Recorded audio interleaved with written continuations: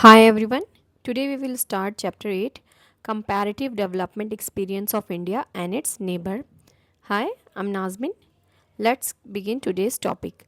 Comparative Development Experiences of India and its Neighbors.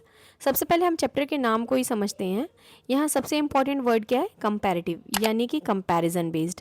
इसका मतलब है कि हम डिफरेंट कंट्रीज़ की डेवलपमेंट को कंपेयर करके ये समझने की कोशिश करेंगे कि उनकी डेवलपमेंट जर्नी कैसी रही, उन्होंने ऐसी कौन सी इकोनॉमिक पॉलिसीज़ अपनाई, या ऐसी कौन सी स्ट्रेटजीज़ हैं, या क्या उनमें सिमिलैरिटीज़ या डिफरेंसेस थे जिसकी वजह से आज वो जिस पोजीशन पर हैं वहाँ तक पहुँचे हैं। और फिर लास्टली उनके डेवलपमेंट के रिजल्ट्स अलग अलग क्यों रहे, इसको भी देखेंगे। और इस चैप्टर में हम मेनली 3 जो कंट्रीज़ हैं उनको कंपेयर करेंगे, इंडिया, चाइना एंड पाकिस्तान। अब सवाल ये है कि इंडिया को चाइना और पाकिस्तान के साथ ही क्यों कंपेयर किया जा रहा है। इसका एक बहुत ही सिंपल सा रीज़न है, क्या है ना कि इंडिया और पाकिस्तान को इंडिपेंडेंस 1947 में मिली, जैसा कि हम जानते हैं, और चाइना में पीपल्स रिपब्लिक ऑफ चाइना 1949 में इस्टेब्लिश हुआ। यानी तीनों कंट्रीज़ ने लगभग एक ही हिस्टोरिकल पीरियड में अपनी मॉडर्न डेवलपमेंट जर्नी की शुरुआत की। और जब उन्होंने डेवलपमेंट की शुरुआत की उस समय इनके सामने कई कॉमन प्रॉब्लम्स थे, जैसे कि पावर्टी, लो इनकम, अनएम्प्लॉयमेंट, लो इंडस्ट्रियलाइजेशन, इनएडिक्वेट इंफ्रास्ट्रक्चर और लोगों की बेसिक नीड्स को पूरा करने का चैलेंज। तो नेचुरली ये जानना इंटरेस्टिंग हो ही जाता है कि अगर तीनों कंट्रीज़ ने लगभग एक ही टाइम के आसपास डेवलपमेंट की जर्नी शुरू की थी, तो आज इनकी इकोनॉमिक और सोशल कंडीशंस में इतना डिफरेंसेस क्यों हमें देखने को मिल रहा है। इसी कंपैरिजन को समझना इस चैप्टर का मेन पर्पस है। अब डेवलपमेंट के इस कंपटीशन को समझने के लिए हमें पहले ये समझना होगा कि दुनिया की इकोनॉमीज़ को ब्रॉडली किस तरह क्लासीफाई किया जाता है। इकोनॉमिक डेवलपमेंट के लेवल के बेसिस पर अगर आप देखें तो इकोनॉमीज़ को कॉमनली 2 मेन ब्रॉड कैटेगरीज में डिस्कस किया जाता है, डेवलप्ड इकोनॉमीज़ और डेवलपिंग इकोनॉमीज़। डेवलप्ड इकोनॉमीज़ वे इकोनॉमीज़ होती हैं जहाँ generally per capita income relatively high होती है, इंडस्ट्रीज़ और सर्विसेज काफ़ी डेवलप्ड होती हैं, इंफ्रास्ट्रक्चर स्ट्रॉन्ग होता है, टेक्नोलॉजी का लेवल भी एडवांस होता है, एजुकेशन और health care facilities comparatively better होती हैं, प्रोडक्टिविटी हाई होती है और लोगों का स्टैंडर्ड ऑफ लिविंग जनरली अच्छा होता है। जैसे इसमें क्या क्या हम कंट्रीज़ के नाम लिख सकते हैं, United states, Japan, Germany, United kingdom, France, Canada और ऑस्ट्रेलिया जैसी इकोनॉमिक एक्टिव इकोनॉमीज़। ठीक है, इनको ब्रॉडली डेवलप्ड या एडवांस्ड इकोनॉमीज़ के रूप में हम समझते हैं। लेकिन इसका ये बिल्कुल भी मतलब नहीं है ना कि डेवलप्ड कंट्री में कोई भी प्रॉब्लम है ही नहीं। ये सिर्फ एक ओवरऑल इकोनॉमिक और सोशल आउटलुक है डेवलपमेंट के लेवल को डिस्क्राइब करने के लिए, और इसे एक ब्रॉड कैटेगरी में रखा गया है ना। और दूसरी तरफ हमारे पास है डेवलपिंग इकोनॉमीज़। ये ऐसी इकोनॉमीज़ है ना जो अभी भी इकोनॉमिक और सोशल डेवलपमेंट की प्रोसेस में आगे लगातार बढ़ रही हैं। इसमें generally per capita income developed economies के कंपैरिजन में कम होता है, पावर्टी और अनएम्प्लॉयमेंट जैसी प्रॉब्लम ज़्यादा इंपॉर्टेंट होती है और ज़्यादा प्रिवेल भी करती है। इंफ्रास्ट्रक्चर भी अभी डेवलपमेंट की प्रोसेस में लगा हुआ होता है, एग्रीकल्चर का रोल कंपैरेटिवली बड़ा हो सकता है, इंडस्ट्रियलाइजेशन और अर्बनाइजेशन तेज़ी से डेवलप हो रहे हो सकते हैं, और एजुकेशन, हेल्थ और स्टैंडर्ड ऑफ लिविंग में भी फर्दर इम्प्रूवमेंट की अभी भी ज़रूरत है। इसमें आ जाएगा इंडिया, पाकिस्तान, बांग्लादेश, नेपाल और कई एशियन और अफ्रीकन इकोनॉमीज़। इनको हम डेवलपिंग इकोनॉमीज़ के कॉन्टेक्स्ट में देखते हैं। और यहाँ एक बहुत ध्यान रखने वाली बात यह है कि डेवलपिंग इकोनॉमी का मतलब ये नहीं है कि वो इकोनॉमी बहुत ही पुअर है ना। जैसे देखिए चाइना, चाइना आज एक बहुत बड़ी इंडस्ट्रियल इकोनॉमी है और उसकी इकोनॉमिक कैपेसिटी बहुत स्ट्रांग है, लेकिन इनकम क्लासिफिकेशन के हिसाब से अगर आप देखिए तो वो अपर मिडिल इनकम इकोनॉमी है। इंडिया और Pakistan lower middle income economies की कैटेगरी में आते हैं। ये क्लासिफिकेशन जो है वो किस बेसिस पर किया गया इसको भी जानना ज़रूरी है। तो ये क्लासिफिकेशन जो है ना वो डेवलप्ड और डेवलपिंग इकोनॉमीज़ के बेस पर रखा गया है ना। तो अब ये देखिए कि डेवलप और डेवलपिंग इकोनॉमी की शुरुआत कहाँ से हुई। इसका हम थोड़ा सा हिस्टोरिकल बैकग्राउंड देख लेते हैं। क्या हुआ कि जब सेकेंड वर्ल्ड वॉर के बाद दुनिया की पॉलिटिक्स में 2 मेजर पावर ब्लॉक्स दिखाई देने को मिलता था ना। एक तरफ था यूनाइटेड स्टेट्स और उसके एलाइज, मतलब जो उसी के तरीके से अपना व्यूज़ रखते थे उसके साथ ही थे, और दूसरी तरफ थे सोवियत यूनियन और उसके एलाइज। इन दोनों के बीच पॉलिटिकल, मिलिट्री और आइडियोलॉजिकल राइवलरी चल रही थी। एक तरफ ब्रॉडली कैपिटलिस्टिक सिस्टम था और दूसरी तरफ कम्युनिस्ट सिस्टम। इसी लंबी राइवलरी को हम कोल्ड वॉर कहते हैं। ठीक है, कोल्ड वॉर को कोल्ड इसलिए कहा गया है क्योंकि दोनों सुपर पावर्स के बीच बहुत ज़्यादा टेंशन और कंपटीशन था, लेकिन उनके बीच ट्रेडिशनल सेंस में डायरेक्ट फुल स्केल वॉर नहीं हुई। कोल्ड वॉर की पीरियड जनरली 1947 से 1991 तक मानी जाती है। 1991 में सोवियत यूनियन के डिसोल्यूशन के साथ कोल्ड वॉर का एंड माना गया है। कोल्ड वॉर के दौरान वर्ल्ड को मेनली पॉलिटिकल और आइडियोलॉजिकल ब्लॉक्स के बेसिस पर समझा जाता था, लेकिन कोल्ड वॉर पीरियड के बाद कंट्रीज़ की इकोनॉमिक पोजीशन और डेवलपमेंट लेवल को डिस्कस करने के लिए दो मेन कैटेगरीज बनाई गई, डेवलप्ड और डेवलपिंग। ठीक है, इस तरह कंट्रीज़ को उनकी economic progress, income levels, industrial development और ओवरऑल स्टैंडर्ड ऑफ लिविंग के बेसिस पर ब्रॉडली समझना आसान हो गया था। और यही क्लासिफिकेशन हमें इंडिया, चाइना और पाकिस्तान के डेवलपमेंट को कंपेयर करने में भी हेल्प करती है। अब जब हम डेवलपमेंट की बात कर ही रहे हैं तो अपने नेबरिंग कंट्रीज़ को समझना सबसे ज़्यादा इंपॉर्टेंट हो जाता है ना, क्योंकि कोई भी कंट्री कम्प्लीटली देखिए अपना अकेले अकेले डेवलप नहीं कर सकती। आज कंट्रीज़ एक दूसरे से कनेक्टेड हैं। हम दूसरे कंट्रीज़ से गुड्स इंपोर्ट करते हैं, गुड्स एक्सपोर्ट करते हैं, टेक्नोलॉजी और इन्वेस्टमेंट से भी जुड़े होते हैं और अलग अलग इकोनॉमिक एक्टिविटीज़ में एक दूसरे के साथ कोऑपरेट करते हैं। इसलिए अगर हम इंडिया के डेवलपमेंट को प्रॉपर्ली समझना चाहते हैं तो हमें ये भी देखना चाहिए कि हमारे नेबरिंग कंट्रीज़ क्या कर रहे हैं ना। चाइना और पाकिस्तान किस डायरेक्शन में डेवलप कर रहे हैं ये भी जानना ज़रूरी है, क्योंकि जब हम अपने नेबर्स की डेवलपमेंट जर्नी को देखते हैं तो हमें अपनी स्ट्रेंथ और वीकनेस को समझने का एक बेसिस मिलता है ना। जब आप कंपेयर कर पाओगे तब तो अपने फॉल्ट्स और अपनी जो खूबी और खामी जो है वो दोनों देख पाओगे ना। मान लीजिए चाइना ने मैन्युफैक्चरिंग सेक्टर में बहुत तेज़ी से डेवलपमेंट किया है, तो इंडिया के लिए ये भी जानना यूज़फुल है कि चाइना ने इंडस्ट्रीज़ को कैसे डेवलप किया, क्या उनके प्लान्स रहे हैं, इन्वेस्टमेंट कैसे अट्रैक्ट किया, इंफ्रास्ट्रक्चर को कैसे इंप्रूव किया और प्रोडक्शन और एक्सपोर्ट्स को कैसे बढ़ाया। इसी तरह अगर पाकिस्तान ने किसी पर्टिकुलर एरिया में अच्छा परफॉर्म किया तो इंडिया उसके एक्सपीरियंस से भी कुछ सीख सकता है, और अगर किसी एरिया में पाकिस्तान को डिफ़िकल्टीज़ आई हैं तो उससे भी हमें लेसन्स मिल सकते हैं। इसलिए कंपैरिजन का पर्पज़ सिर्फ ये कहना नहीं है कि कौन कंट्री बेटर है, बल्कि मेन पर्पज़ क्या है कि एक कंट्री दूसरे कंट्री के एक्सपीरियंस से क्या कुछ सीख सकती है।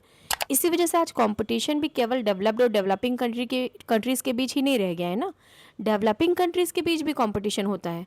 जैसे देखिए इंडिया और वियतनाम दोनों मैन्युफैक्चरिंग और एक्सपोर्ट्स को बढ़ाने की कोशिश करती हैं, तो इंडिया के लिए वियतनाम की पॉलिसीज़ और परफॉर्मेंस को समझना यूज़फुल है, क्योंकि अगर वियतनाम किसी पर्टिकुलर सेक्टर में अच्छा परफॉर्म कर रहा है तो इंडिया ये देख सकता है कि उन्होंने ऐसा क्या किया है, क्या पॉलिसीज़ अपनाई हैं, क्या प्लानिंग की है जिससे हम कुछ सीख सकते हैं और आगे बढ़ सकते हैं। यानी कंपैरिजन हमें केवल कंपटीशन समझने में नहीं बल्कि लर्निंग और इम्प्रूवमेंट में भी हेल्प करता है। इसी तरह कंट्रीज़ को अपने कॉमन इकोनॉमिक इंटरेस्ट के लिए एक दूसरे के साथ कॉपरेशन की भी ज़रूरत होती है ना। हर कंट्री हर इकोनॉमिक प्रॉब्लम को अकेले सॉल्व नहीं कर सकता। कई बार कंट्रीज़ के कॉमन इंटरेस्ट होते हैं, ट्रेड बढ़ाना, इन्वेस्टमेंट बढ़ाना, इकोनॉमिक कॉपरेशन करना, कॉमन प्रॉब्लम्स पर डिस्कस करना, रिसोर्सेज से रिलेटेड इश्यूज़ पर कॉपरेशन करना और डेवलपमेंट को सपोर्ट करना। इसलिए अलग अलग पर्पसेस के लिए कंट्रीज़ ने रीजनल और ग्लोबल इकोनॉमिक ग्रुपिंग्स और ऑर्गेनाइजेशंस बनाए हैं। इन ग्रुपिंग्स का पर्पस ये होता है कि कंट्रीज़ एक प्लेटफॉर्म पर आकर कॉमन इकोनॉमिक और डेवलपमेंट रिलेटेड इश्यूज़ पर मिलकर काम कर सके। इसी कॉन्टेक्स्ट में हमें कुछ इंपॉर्टेंट ग्रुपिंग्स दिखाई देती हैं, जैसे कि SAARC, OPEC, G7, G8, G20 और ब्रिक्स। सार्क को हम सबसे पहले समझते हैं। ये साउथ एशियन रीजन की इम्पॉर्टेंट ऑर्गेनाइजेशन है। It stands for south Asian association for regional cooperation. ये साउथ एशियन कंट्रीज़ के बीच रीजनल कोऑपरेशन को बढ़ाने के लिए बनाया गया था।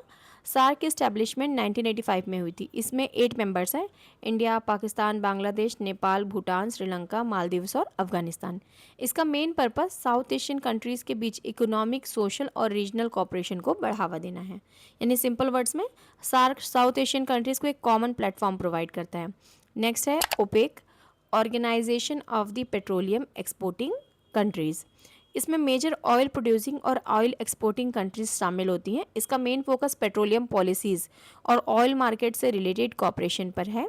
तो यहाँ हमें ये समझना है कि हर इकोनॉमिक ग्रुपिंग का पर्पस एग्जैक्टली सेम नहीं होता।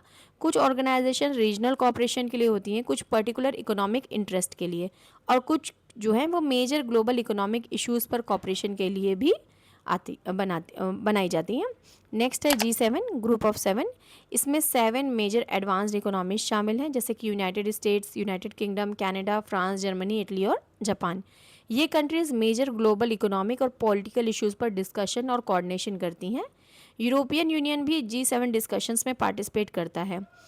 पहले G8 भी G8 basically G7 plus Russia था, लेकिन 2014 के बाद रशिया के पार्टिसिपेशन सस्पेंड होने के बाद ये ग्रुपिंग फिर G7 फॉर्मेट में ऑपरेट करने लगी। इसलिए आज करंट कॉन्टेक्स्ट में हम G7 की ही बात करते हैं, जबकि G8 को एक हिस्टोरिकल कॉन्टेक्स्ट में लेना चाहिए। नेक्स्ट है G20, ग्रुप ऑफ 20। ये G7 की कंपैरिजन में ब्रॉडर ग्रुपिंग है और इसमें मेजर इकोनॉमीज शामिल हैं। आज G20 में 19 कंट्रीज़, इसके अलावा यूरोपियन यूनियन और अफ्रीकन यूनियन भी शामिल हैं। अफ्रीकन यूनियन को 2023 में परमानेंट मेंबर बनाया गया। G20 का मेन पर्पस क्या है कि ग्लोबल इकोनॉमिक कोऑपरेशन और मेजर इंटरनेशनल इकोनॉमिक इश्यूज पर कोऑर्डिनेशन। ठीक है, नेक्स्ट है ब्रिक्स। इनिशियली इसका नाम जो था वो ब्रिक था ना, BRIC, ब्राज़ील, रशिया, इंडिया और चाइना। बाद में साउथ अफ्रीका इसमें शामिल हुआ और ब्रिक बन गया ब्रिक्स। इसके बाद इसकी मेंबरशिप और एक्सपेंड हुई। आज ब्रिक्स में 11 फुल मेंबर कंट्रीज़ हैं। Brazil, Russia, India, China, south Africa, Egypt, Ethiopia, Iran, Saudi Arabia, United Arab Emirates और इंडोनेशिया।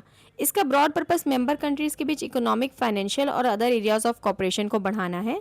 इंडिया, चाइना और पाकिस्तान का कनेक्शन अब इसमें देखिए।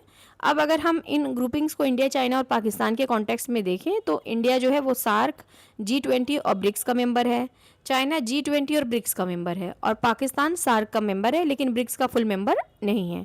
इससे हमें ये समझने में हेल्प मिलती है कि अलग अलग कंट्रीज़ अलग अलग रीजनल और ग्लोबल प्लेटफॉर्म्स पर पार्टिसिपेट करती हैं depending on their economic and strategic interest, जैसा भी उनको सुटेबल लगता हो। ठीक है, अभी तक हमने क्या देखा कि कंट्रीज़ की इकोनॉमिक डेवलपमेंट अलग अलग लेवल्स पर हो सकती है। डेवलप्ड और डेवलपिंग इकोनॉमीज़ के बीच डिफरेंसेस हो सकते हैं।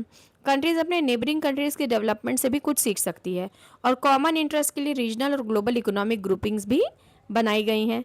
इसी बैकग्राउंड में अब हम इंडिया, चाइना और पाकिस्तान की एक्चुअल डेवलपमेंट जर्नी को इस चैप्टर में समझेंगे। ये जो तीनों कंट्रीज़ हैं ना, उनकी शुरुआत में कुछ तो सिमिलैरिटीज़ थी। तीनों ने डेवलपमेंट को प्रायोरिटी दी, तीनों ने इकोनॉमिक प्लानिंग को इंपॉर्टेंस दिया, लेकिन आगे चलकर इनकी डेवलपमेंट स्ट्रेटजीज धीरे धीरे अलग होती चली गई और आज ये तीनों ही डिफरेंट डिफरेंट पोजीशंस पर हैं ग्रोथ के मामले में। और यही जो डिफरेंसेस हैं वो इनके इकोनॉमिक और ह्यूमन डेवलपमेंट आउटकम्स में भी दिखाई देने लगे हैं। अगर शुरुआत हम इंडिया से करते हैं, सबसे पहले देखते हैं इंडिया का। इंडिया को 1947 में इंडिपेंडेंस मिली। ठीक है, और इंडिपेंडेंस के बाद इंडिया के सामने बहुत बड़ी इकोनॉमिक और सोशल चैलेंजेस थी, जैसे कि पावर्टी, अनएम्प्लॉयमेंट, लो इंडस्ट्रियलाइजेशन, लो एग्रीकल्चरल प्रोडक्टिविटी, पुअर इंफ्रास्ट्रक्चर और low level of income. India ने इन चैलेंजेस को एड्रेस करने के लिए प्लान डेवलपमेंट का रास्ता अपनाया। इंडिया एक डेमोक्रेटिक कंट्री है और इसे generally the world's largest democracy कहा जाता है। इसके कॉन्स्टिट्यूशन ने democratic institutions, fundamental rights, equality और जस्टिस का फ्रेमवर्क प्रोवाइड किया है। इंडिया का कॉन्स्टिट्यूशन एक सेक्युलर कॉन्स्टिट्यूशनल फ्रेमवर्क भी स्टैब्लिश करता है और सिटीजन्स को इक्वालिटी और फ्रीडम जैसे इंपॉर्टेंट राइट्स देता है। और अब जबकि इंडिया ने इंडिपेंडेंस के बाद अपने डेवलपमेंट पाथ को चूज़ किया तो हमने ये देखा कि इंडिया ने प्लानिंग कैसी अपनाई, 5 ईयर प्लान्स कैसे शुरू हुए, किन सेक्टर्स को प्रायोरिटी दी गई और बाद में इंडिया की इकोनॉमिक पॉलिसीज़ में क्या मेजर चेंजेस आए। ठीक है, इसी तरह हम पाकिस्तान और चाइना की डेवलपमेंट जर्नी को भी धीरे से समझेंगे और फिर तीनों को इकोनॉमिक और ह्यूमन डेवलपमेंट इंडिकेटर्स के बेसिस पर कंपेयर करेंगे। ठीक है, अगर इंडिया की बात करें तो इंडिया को 1947 में इंडिपेंडेंस मिली और इंडिपेंडेंस के बाद इंडिया के सामने पावर्टी, अनएम्प्लॉयमेंट, लो इंडस्ट्रियलाइजेशन, इनएडिक्वेट इंफ्रास्ट्रक्चर जैसी बहुत सारी इकोनॉमिक और सोशल चैलेंजेस थीं। इन चैलेंजेस को एड्रेस करने के लिए इंडिया ने प्लान डेवलपमेंट का रास्ता अपनाया। अब इसी पीरियड में हमारी दो इम्पॉर्टेंट जो नेबरिंग कंट्रीज़ हैं, चाइना और पाकिस्तान, उसकी भी डेवलपमेंट जर्नी को हमको थोड़ा समझना ज़रूरी है। ठीक है, शुरुआत पहले चाइना से करते हैं। यह एक बहुत इंपॉर्टेंट बात है कि चाइना को इंडिया और पाकिस्तान की तरह किसी कॉलोनियल पावर से 1949 में इंडिपेंडेंस नहीं मिली थी। चाइना में उस टाइम पर एक लंबे पीरियड तक पॉलिटिकल स्ट्रगल और सिविल वॉर चल रहा था। चाइनीज़ कम्युनिस्ट पार्टी, जिसकी जो इस्टेब्लिशमेंट हुई थी 1921 में, उसने इस रिवॉल्यूशनरी स्ट्रगल का लीडरशिप किया और माओ जेडोंग इस पार्टी के फाउंडिंग मेंबर्स में से एक थे और आगे चलकर इसके मेन लीडर भी बने। उनको चाइना का विजनरी माना गया था। आखिरकार 1 अक्टूबर 1949 को पीपल्स रिपब्लिक ऑफ चाइना की स्थापना हुई और माओ जेडोंग ने इसकी मतलब अनाउंसमेंट कर दी कि it is now would be called as People's Republic of China. ठीक है, इसलिए चाइना के केस में हम ये नहीं कह सकते ना कि चाइना बिकेम इंडिपेंडेंट इन 1949, बल्कि हमको ये कहना होगा कि People's Republic of China was established in 1949 after the Chinese communist revolution. ठीक है, इसके बाद चाइना ने सोशलिस्ट सिस्टम को अपनाया था और कम्युनिस्ट पार्टी ऑफ चाइना के लीडरशिप में अपनी डेवलपमेंट जर्नी की शुरुआत की। इकोनॉमिक सिस्टम की अगर बात करें तो शुरुआत में चाइना ने एक सेंट्रली प्लान्ड सोशलिस्टिक इकोनॉमी अपनाई थी। इसमें गवर्नमेंट का इकोनॉमिक एक्टिविटीज़, प्रोडक्शन और इन्वेस्टमेंट पर बहुत ज़्यादा कंट्रोल होता था। लेकिन बाद में चाइना की इकोनॉमिक पॉलिसी में बहुत बड़ा चेंज आया। 1978 के बाद क्या हुआ कि चाइना ने रिफॉर्म्स अपनाए और ओपनिंग अप की प्रोसेस शुरू की, जिसकी वजह से इकोनॉमी में market forces, private enterprise, foreign investment और इंटरनेशनल ट्रेड को धीरे धीरे ज़्यादा इंपॉर्टेंस मिलने लगी। ठीक है, यानी जो चाइना की डेवलपमेंट जर्नी है उसको हम दो मेन फेजेस में डिवाइड कर सकते हैं। जैसे पहला क्या हो गया, सेंट्रली प्लान्ड सोशलिस्टिक इकोनॉमी, और बाद में क्या हो गया, economic reforms and opening up.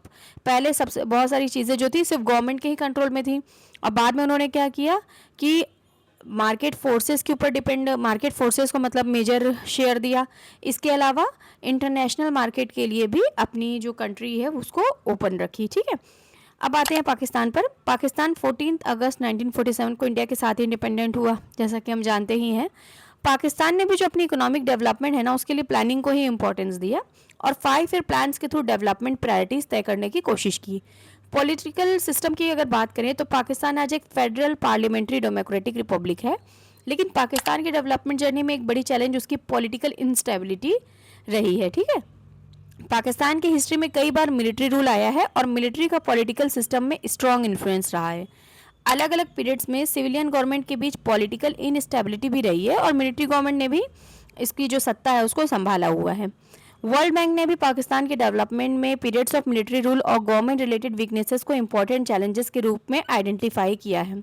अगर पाकिस्तान की बात करें तो उसकी जो मेन सबसे बड़ी प्रॉब्लम रही है वो यही है कि वहाँ की पॉलिटिकल इनस्टेबिलिटी जो है वो वहाँ के इकोनॉमिक ग्रोथ को रोकती है। ठीक है, और नेक्स्ट हम बात करें कि इस तरह जब बार बार वो अपनी पॉलिटिकल इनस्टेबिलिटी और सिविलियन और मिलिट्री इंस्ट्रक्शंस के बीच पावर स्ट्रगल होता है तो लॉन्ग टर्म जो डेवलपमेंट पॉलिसीज़ हैं ना वो कंटिन्यू नहीं हो पाते हैं, वो बहुत इफेक्टेड होते हैं इससे। और जब किसी कंट्री में पॉलिसीज़ बार बार चेंज होती है ना या पॉलिटिकल अनसर्टेनिटी रहती है तो इसका इफेक्ट बाहर से आने वाले जो इन्वेस्टर्स हैं है ना उस पर पड़ता है, इकोनॉमिक प्लानिंग पर पड़ता है और लॉन्ग टर्म डेवलपमेंट पर भी इसका असर पड़ता है। ठीक है, इसलिए पाकिस्तान की डेवलपमेंट जर्नी को समझते समय पॉलिटिकल इनस्टेबिलिटी को एक इम्पॉर्टेंट फैक्टर के रूप में हमें ध्यान में रखना ज़रूरी है। अब अगर हम इंडिया, पाकिस्तान और चाइना को एक साथ देखें तो तीनों की शुरुआत में कुछ इंपॉर्टेंट सिमिलैरिटीज़ दिखाई देती हैं। देखिए, इंडिया और पाकिस्तान 1947 में इंडिपेंडेंट हुए, बस एक दिन का आगे पीछे। ठीक है, जबकि पीपल्स रिपब्लिक ऑफ चाइना 1949 में इस्टेब्लिश हुआ। तीनों कंट्रीज़ के सामने डेवलपमेंट की बड़ी चैलेंजेस थी और तीनों ने अपने डेवलपमेंट को प्लान करने के लिए प्लानिंग का ही यूज़ किया, लेकिन प्लानिंग का तरीका और इकोनॉमिक सिस्टम तीनों कंट्रीज़ का एग्जैक्टली सेम नहीं था। कुछ स्ट्रेटजीज़ में सिमिलैरिटीज़ थी लेकिन उनकी इकोनॉमिक सिस्टम, पॉलिटिकल कंडीशंस और डेवलपमेंट पॉलिसीज़ में इंपॉर्टेंट डिफरेंसेस भी हमको देखने को मिले थे। और यहीं से हम इंडिया, पाकिस्तान और चाइना के डेवलपमेंट पाथ को समझना शुरू करते हैं। ठीक है, तीनों कंट्रीज़ ने डेवलपमेंट की शुरुआत में प्लानिंग को इम्पोर्टेंस दिया। ठीक, लेकिन तीनों ने प्लानिंग को अपने अपने इकोनॉमिक और पॉलिटिकल सिस्टम के अकॉर्डिंग ही यूज़ किया। पॉइंट टू पॉइंट इसको देखते हैं। फर्स्ट है 5 ईयर प्लानिंग की शुरुआत। सबसे पहले अगर इंडिया की हम बात करें तो इंडिया ने अपना फर्स्ट 5 ईयर प्लान 1951 में शुरू किया था। इसके बाद इंडिया में लगातार 5 ईयर प्लान्स के थ्रू डेवलपमेंट प्रायोरिटीज़ तय की गई। अब पाकिस्तान की बात करें तो पाकिस्तान ने जो अपना पहला 5 ईयर प्लान था ना वो 1955 से 60 के पीरियड के लिए शुरू किया और चाइना ने अपना फर्स्ट 5 ईयर प्लान 1953 में शुरू किया। तो आप देख सकते हैं कि तीनों कंट्रीज़ ने लगभग एक ही पीरियड में प्लान डेवलपमेंट को इंपॉर्टेंस दिया। 5 ईयर प्लान का देखो सिंपल सा मतलब ये होता है कि जो गवर्नमेंट होती है वो अगले 5 ईयर्स के लिए डेवलपमेंट की जो मेजर प्रायोरिटीज़ होती है ना उनको पहले से फिक्स करती है। जैसे एग्रीकल्चर में कितना इन्वेस्टमेंट आप करेंगे, इंडस्ट्रीज़ को कितना डेवलप करना है, कौन सी टारगेटेड इंडस्ट्रीज़ है जिनको डेवलप करना मेन फोकस है, इंफ्रास्ट्रक्चर पर कितना एक्सपेंडिचर करना है और सोशल डेवलपमेंट पर कितना फोकस करना है। सोशल डेवलपमेंट मतलब जैसे एजुकेशन हो गया, हेल्थ केयर हो गया, है ना। सेकेंड है इंडिया की प्लानिंग स्ट्रेटजी। इंडिया ने प्लानिंग के साथ मिक्स्ड इकोनॉमी का मॉडल अपनाया था। इसका मतलब था कि इकोनॉमी में पब्लिक सेक्टर भी रहेगा और प्राइवेट सेक्टर भी। गवर्नमेंट ने हैवी इंडस्ट्रीज, इंफ्रास्ट्रक्चर और कुछ इंपॉर्टेंट स्ट्रेटेजिक सेक्टर्स में बड़ा रोल अपना मतलब प्ले किया था, जबकि प्राइवेट सेक्टर को भी इकोनॉमी में ऑपरेट करने की अपॉर्चुनिटी दी गई। इंडिया में जो 5 ईयर प्लान्स है ना उसके थ्रू डेवलपमेंट प्रायोरिटीज़ तय होती रहीं। इंडिया का जो 12th 5 ईयर प्लान है वो 2012 से 17 तक था। इसके बाद पुराने 5 ईयर प्लान बेस्ड फ्रेमवर्क को कंटिन्यू नहीं किया गया और प्लानिंग कमीशन की जगह नीति आयोग आ गया है। ठीक है, नीति आयोग जो है वो 1 जनवरी 2015 को इस्टेब्लिश हुआ है। इसलिए इंडिया के डेवलपमेंट प्लानिंग को समझते समय आप ये याद रख सकते हैं ना कि India started 5 year plan in 1951। ठीक है, 12th 5 year plan was for 2012 to 17 और फिर उसको रिप्लेस किसने किया, नीति आयोग ने इन 2015। ठीक, अब पाकिस्तान, थर्ड पॉइंट में हम देखेंगे पाकिस्तान की प्लानिंग स्ट्रेटेजी। पाकिस्तान ने भी डेवलपमेंट के लिए 5 ईयर प्लान्स और पब्लिक सेक्टर इन्वेस्टमेंट को ही इंपॉर्टेंस दिया। शुरुआत में गवर्नमेंट ने इंडस्ट्रीज और इंफ्रास्ट्रक्चर डेवलपमेंट में इंपॉर्टेंट रोल निभाया, लेकिन पाकिस्तान की प्लानिंग जर्नी जो है वो पॉलिटिकल इनस्टेबिलिटी से सबसे ज़्यादा बुरी तरीके से प्रभावित हुई है। बार बार होने वाले पॉलिटिकल चेंजेस और मिलिट्री इंटरवेंशंस ने डेवलपमेंट पॉलिसीज़ की कंटिन्यूटी को बहुत बुरी तरीके से इफेक्ट किया। इसलिए पाकिस्तान में डेवलपमेंट की प्लानिंग तो होती रही, लेकिन पॉलिटिकल और इंस्टीट्यूशनल इनस्टेबिलिटी उसकी डेवलपमेंट जर्नी के लिए एक बहुत बड़ा चैलेंज बन गया था। आज पाकिस्तान में ट्रेडिशनल 5 ईयर प्लान के साथ साथ एनुअल प्लान्स भी डेवलपमेंट प्लानिंग का उनका एक इम्पॉर्टेंट हिस्सा है। ठीक है, नंबर 4 है चाइना की प्लानिंग स्ट्रेटेजी। अब चाइना को देखिए, चाइना ने 1953 में अपना फर्स्ट 5 ईयर प्लान शुरू किया। शुरुआत में चाइना ने सेंट्रली प्लान्ड सोशलिस्टिक इकोनॉमी अपनाई थी। इस सिस्टम में गवर्नमेंट इकोनॉमी पर बहुत स्ट्रॉन्ग कंट्रोल रखता है, लेकिन 1978 के बाद चाइना ने इकोनॉमिक रिफॉर्म्स और ओपनिंग अप की पॉलिसी अपनाई। जैसा कि अभी हमने पहले ही पढ़ा ना कि इन लोगों ने 2 फेजेज़ में अपनी इकोनॉमिक पॉलिसी को रखा, बिफोर 1978 और फिर आफ्टर 1978। बिफोर 1978 क्या था कि बहुत ज़्यादा गवर्नमेंट के कंट्रोल में स्टेट ओन्ड चल रहा था। ठीक है, और उसके बाद उन्होंने क्या किया, इकोनॉमिक रिफॉर्म्स की और ओपनिंग अप की पॉलिसी अपनाई ना। इससे चाइना की इकोनॉमी में बहुत बड़े चेंजेस देखने को मिले। मार्केट फोर्सेस को ज़्यादा इंपॉर्टेंस मिली, प्राइवेट इंटरप्राइजेस को ग्रेटर स्पेस मिला डेवलप करने के लिए, फॉरेन इन्वेस्टमेंट को इंकरेजमेंट मिली, है ना, इंटरनेशनल ट्रेड बढ़ा और मैन्युफैक्चरिंग और इंफ्रास्ट्रक्चर पर बहुत स्ट्रॉन्ग फोकस किया गया। इन रिफॉर्म्स ने चाइना की इकोनॉमिक ग्रोथ को तेज़ करने में इंपॉर्टेंट रोल प्ले किया है। और चाइना की एक इंपॉर्टेंट फीचर आज भी ये है कि वो 5 ईयर प्लान्स के through long term development priorities तय करता है। ठीक है, चाइना का जो 14th 5 ईयर प्लान है वो 2021 से 25 तक था और अब 15th 5 ईयर प्लान 2026 to 30 चल रहा है। नंबर 5 है हमारा इंडिया और पाकिस्तान में कुछ सिमिलर स्ट्रैटेजीज़। इंडिया और पाकिस्तान ने अपनी डेवलपमेंट जर्नी में कुछ सिमिलर स्ट्रैटेजीज़ भी अपनाई। ठीक है, दोनों ने लार्ज पब्लिक सेक्टर को डेवलप किया और सोशल डेवलपमेंट पर पब्लिक एक्सपेंडिचर भी बढ़ाया। इसका मेन रीज़न ये था कि इंडिपेंडेंस के समय प्राइवेट सेक्टर इतना स्ट्रांग नहीं था ना कि वो अकेले कंट्री के डेवलपमेंट रिक्वायरमेंट्स को पूरा कर सके। ये हमने प्रीवियस जो चैप्टर्स थे उसमें भी पढ़ा था ना कि जो प्राइवेट सेक्टर थे वो बड़े बड़े फंड्स नहीं ला सकते थे ना, बड़ी बड़ी इन्वेस्टमेंट करने के लिए, इंफ्रास्ट्रक्चर प्रोजेक्ट डेवलप करने के लिए। तो इसी वजह से जो गवर्नमेंट सेक्टर था उसने अपना की रोल इसमें प्ले किया था। ठीक है, इसलिए गवर्नमेंट ने इंडस्ट्रीज, इंफ्रास्ट्रक्चर, एजुकेशन, हेल्थ और अदर डेवलपमेंट एक्टिविटीज़ में इंपॉर्टेंट रोल निभाया था, क्योंकि प्राइवेट सेक्टर जो था वो उस समय इतना ज़्यादा कैपेबल नहीं था ना कि इतने बड़े बड़े प्रोजेक्ट्स वो अपने अंडर ले सके। नंबर 6 है टाइम के साथ डेवलपमेंट परफॉर्मेंस में डिफरेंसेस।